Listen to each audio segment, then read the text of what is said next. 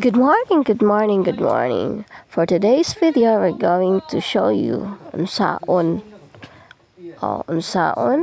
unsa ang agianan nako every day, every morning going to work. Inana siya kalisod, guys. Labi na karon daghan kay mo nagpasalamat nga nag-uwan-uwan but kako Lord, thank you sa uwan, but Lord, di sa pwede palabian kay look, saan ako pagtabok aning mga lasaw in town, Lord. Pangitag paagi muna ilagi ingon na road to success is not that easy. Nya asa man ko ani agi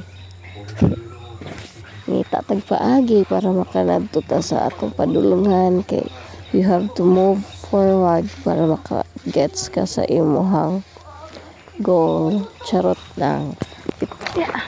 Video ra bitaw ko ay para unsaon niyo, para kita ninyo unsa kalayo akong baktason everyday ug unsa kalisod ang agianan.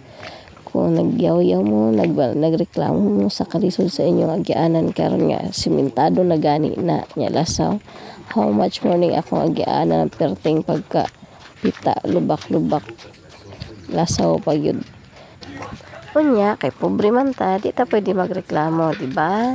So laban lang, murag na kontra hangtod sa maabot sa atong padulungan, makakita sa kahayag sa atong agianan. Nya kay highway naman ni Besh. Salamat Lord, niabot gihapon ko diring dapita. Bye.